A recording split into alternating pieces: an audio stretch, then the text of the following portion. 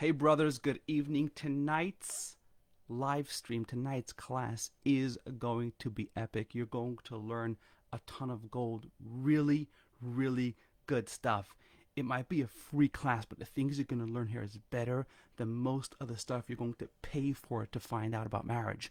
We're going to talk about reading your wife's mind, how important that is to rebuilding trust, to creating a great emotional and intimate connection with her, to create good conversations that are without defensiveness, without arguments, without misunderstanding. This is part two of our subconscious communication training. We're going deep tonight. You may want to watch this class several times because there are nuances here, there are details here that are golden. I've worked on this stuff and I've suffered from not knowing this for over a decade, and I'm sharing it with you tonight. We're going to talk about your wife's emotional radar. This holds the key to her heart.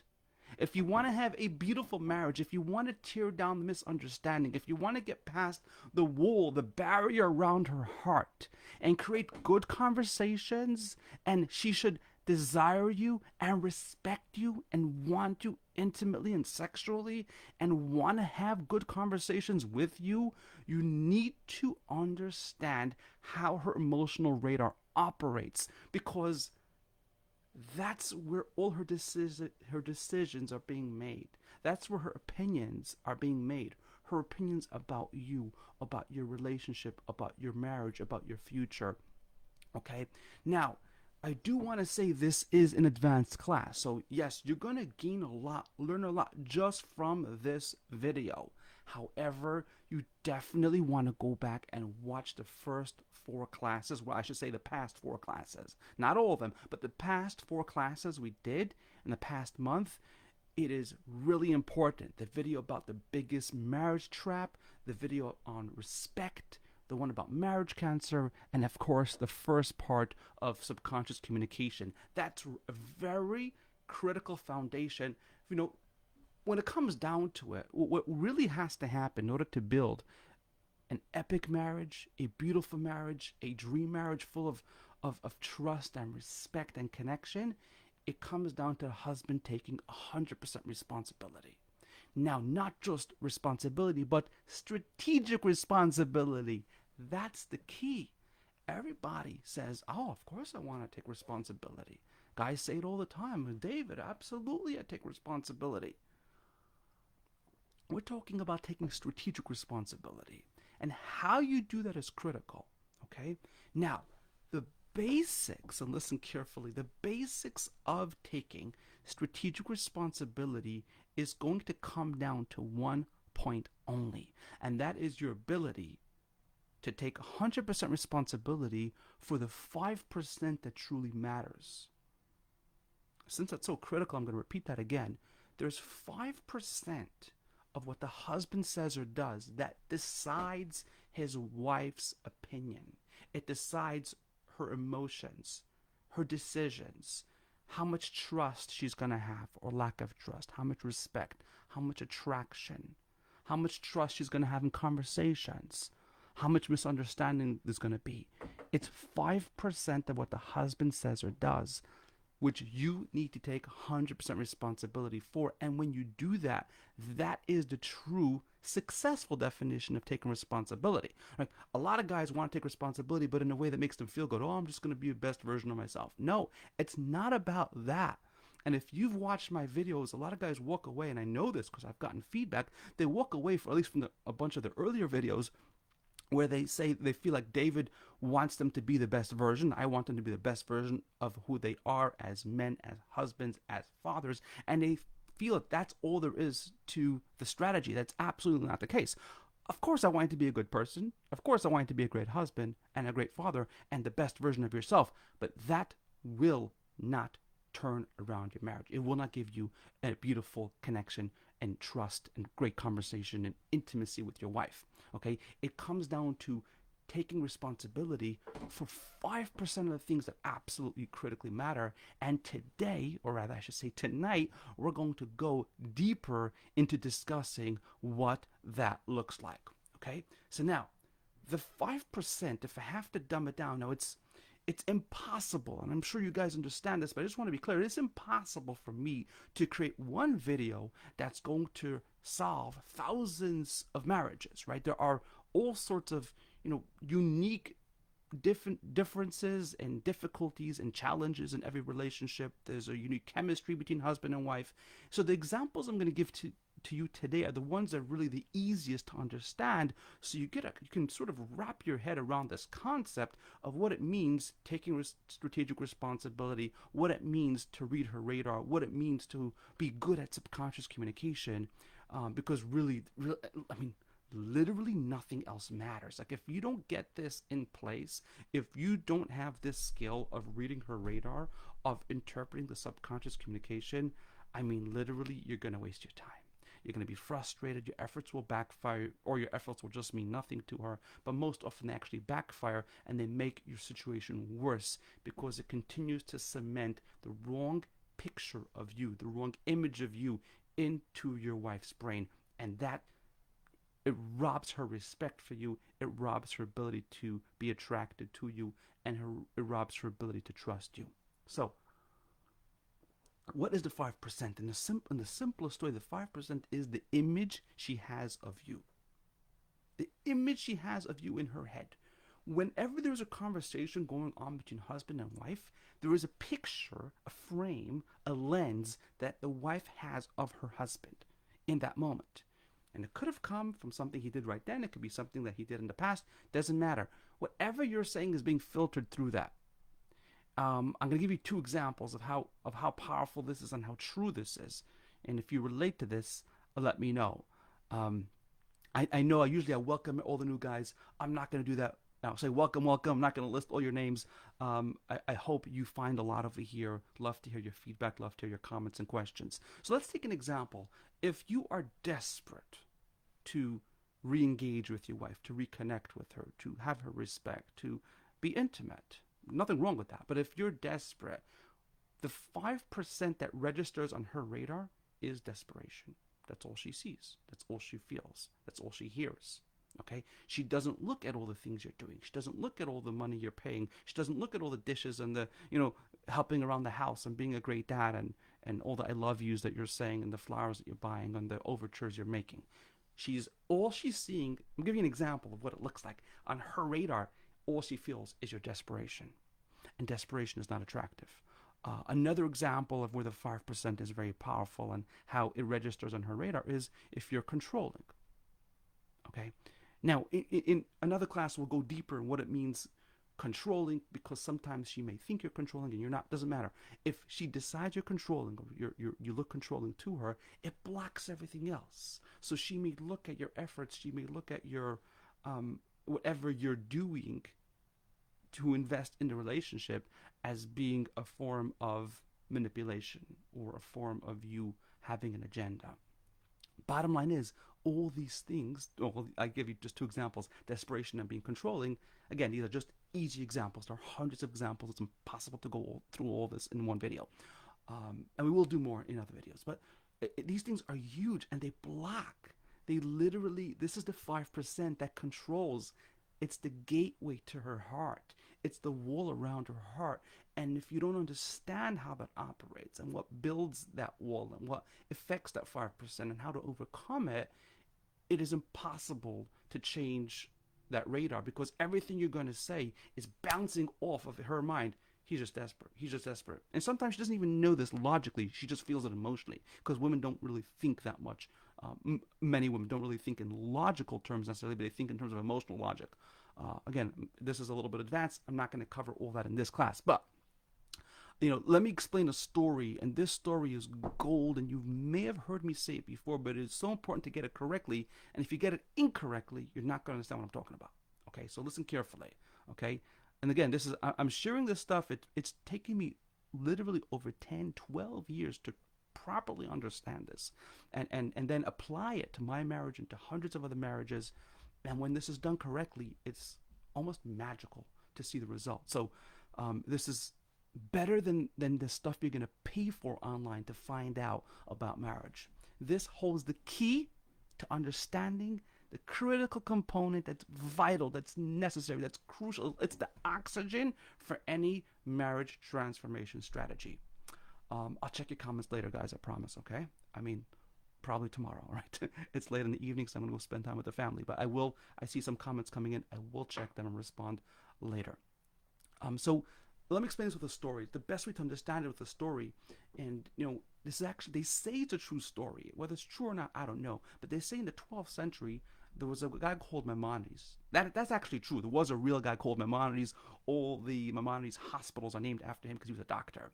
He was a philosopher. So that's actually a true part. That's definitely happened. Now the next part, I don't know if it did or didn't, but it's a cute story. They say that there was a challenge, a debate between him and another very secular philosopher. And this secular philosopher said, I can train a cat how to be a waiter. And Maimonides said it's impossible to take a cat. You cannot take a cat, an animal, and teach it how to be a waiter. And the guy said, guys, by the way, like if you relate to this stuff, let me know over here. I'll check the comments tomorrow. Let me know. All right. And so they set a date where they're going to make this like tournament. They're going to make this like presentation to see who's right. And the philosopher, not the Maimonides, the other philosopher shows up with 2 or 3 cats that he trained how to be waiters. And they were standing on their back legs and serving a meal to the king and his court. It was the Caliph of Egypt at the time. And did a fantastic job. And the audience was impressed. They're amazed. They're clapping. And it's like, it's marvelous. I mean, imagine you saw a cat serving food. It would be pretty incredible, right? And towards the end of the meal, when everybody thought the Maimonides lost the debate, he quietly pulled out from his pocket a little box. And in this box, he had a mouse. He opens the box, and the mouse jumps out of the box, and it runs across the floor. It runs across the dining hall. And the cats suddenly see this mouse. And they remember that they're really cats, right? You can imagine. Their animal instincts kick in. And they smash, they drop the trays, they drop the crystal, they smash the dishes, and they run on all 4 legs after the mouse. Chase the mouse. No, remember, they're cats, right?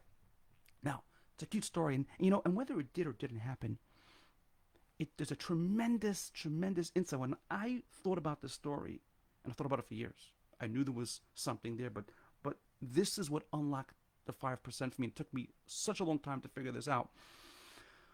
This holds the 5% of your wife's brain. And if you understand this, you will understand what is preventing your wife from connecting with you.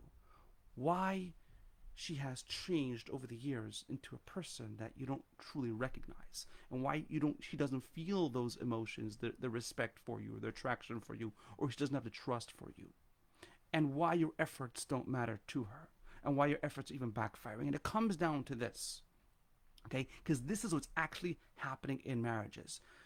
The key, the most important, fundamental key in any conversation, any connection, any communication between husband and wife is, does the wife see you as a cat or as a waiter?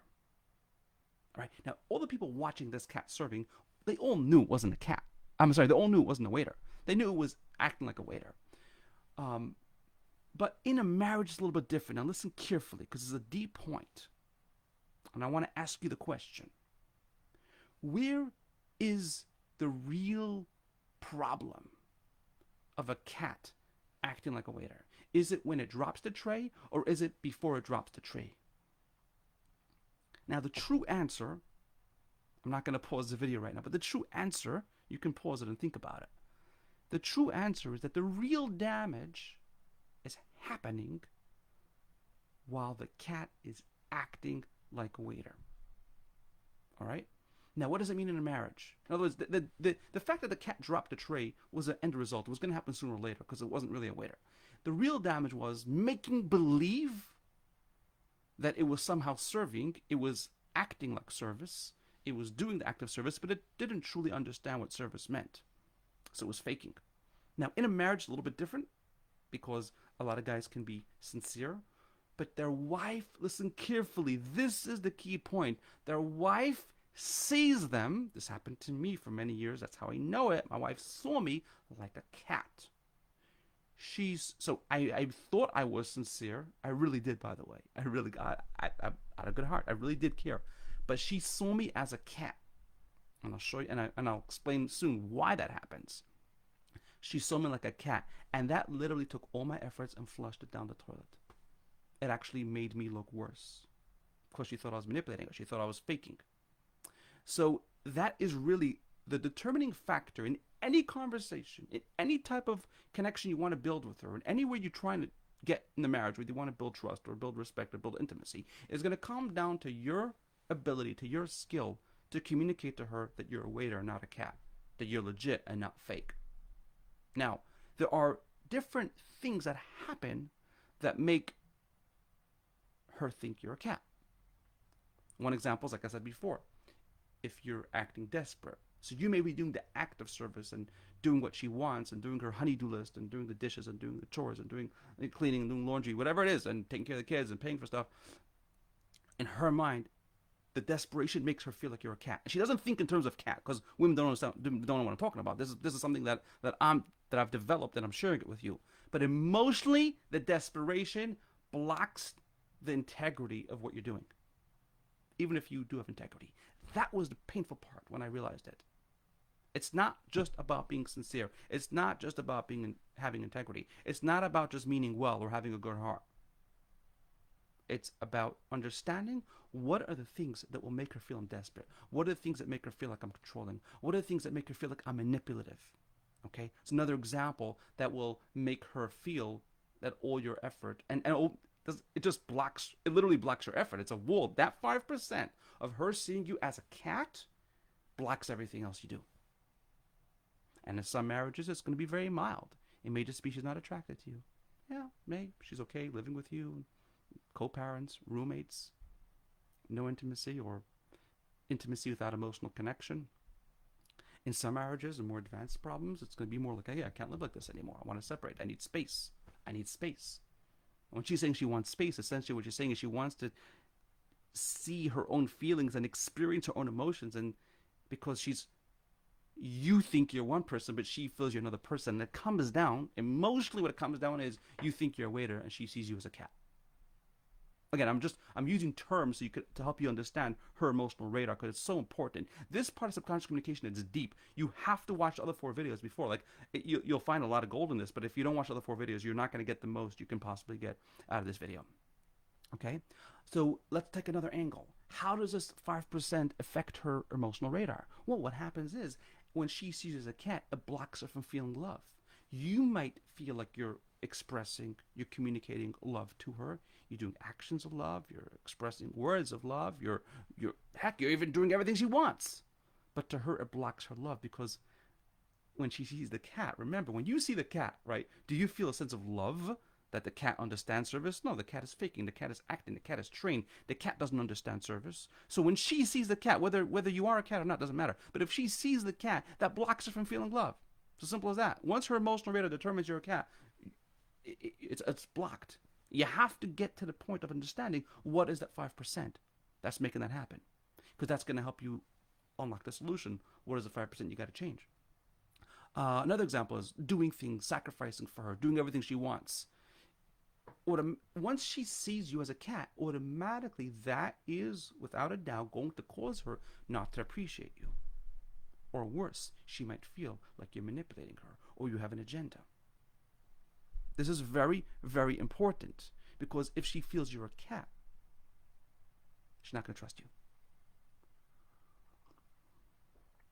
Now, this is not something you go to her and say, hey, do you see me as a cat? Wait, does she think you're an idiot? What the hell is that supposed to mean? No, what cat? Waiter. I'm explaining to you the emotions. Again, this is the gap that men don't have. And without this foundation, literally no marriage strategy is going to help you. It just won't. Because you might be doing things that in theory may have been good when you were dating or in the early part of your marriage. But since you've accumulated so much pain and so much disconnect and so much misunderstanding and arguments and heartache, these things actually now make her feel manipulated.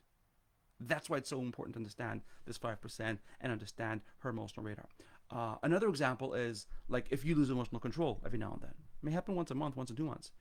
You get angry, or some other form of loss of emotional control, or she decides you lost emotional control. And sometimes women feel like you're angry even though you're not angry, right? But these are the types of things that are the 5%. It blocks her heart because it makes her feel like you're a cat. It makes her feel you're impulsive. And even if you act like a waiter, she's constantly, waiting for the next explosion, waiting for the next outburst, waiting for the next cat experience. And this is the 5% that's going to take you other 95%. I mean, I'm giving you, this is what I'm giving you guys is gold. Like, you may have to listen to this several times to truly get it, but this is freaking gold. I wish I knew this when I got married, in 2006. It would have saved me and my wife so much heartache, so much pain, years and years of pain. Again, I'm giving you like as many examples as I can, which are relatively easy to understand. What that image in her head comes from. Another example could be she has this image stuck in her head that you just want sex, or you just can't listen. Whatever it is, okay. I'll give you an insider tip. You ready for an insider tip? Right, guys, tell me yes in the chat if you're ready. I'll give you an insider tip. Insider tip. The way to know if your cat is operating is if you're guessing. If you're guessing the whole time what you should do, and you are not sure what to do for her, and you just end up doing everything she wants, or you stop doing what she wants because it's not working anyway, or you do her list and she changes her mind and you do the next list. Like, if you find yourself in a guessing mode, then it's 99.9% chance that she's seeing you as a cat, because that cluelessness communicates to her desperation on a even on a mild level, or it can communicate manipulation or control, even if you're not manipulative, even if you're not controlling, and even if you're not desperate. This is very important to understand. I'm giving you a golden tip. If you are guessing, then you are feeding the wrong picture of you in her head. Very, very important, guys. Okay? So, automatically, once you're guessing, I'll just sum it up. Once you're guessing, it blocks her from feeling love. It cements the wrong picture in her head. And it really becomes that wall around her heart that takes the rest of your effort, the rest of your good intentions, and it just cancels it out. Okay? So, I want to wrap up with a key point, and I touched on it in the beginning, but I really think it deserves some more conversation just because of some of the questions and the conversations I've been having with you guys. Okay? It's not just about being good. There are some good programs out there that will teach you how to be a good person. And in theory, they would be okay if you use them from the very, very beginning of your relationship. In theory, it might work. Because if you're a good person and you know how to talk, you know how to listen, you know how to connect, you know what to do, and you never make any mistakes, so you don't build up that 5% that works against you. You don't build up that cat image. You don't work up the trauma and the drama and all the pain and disconnect between you and your wife. However, the reality is that once you start having that disconnect, just being good actually looks to her like manipulation. It's very important to understand it because it makes her feel like you're a cat. You may be doing all the right things, but all she sees is acting. Okay? And again, some guys watch my videos and they think that that's what I'm asking guys to do. Not at all.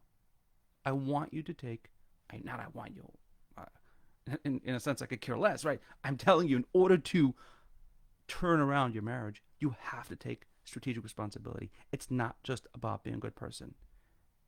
It's not just about becoming the best version of yourself. It's a lot deeper than that, okay? Please, please don't make that mistake, all right? It's about being intelligent. The same thing has to do, some people will involve God. I'm not against God. I'm a religious person myself. 90% of my clients are religious. Nothing wrong with God. Nothing wrong with prayer. However, when you use God and prayer without anything else in your marriage, you're not using your God-given tool, your intelligence. You're not using your intuition.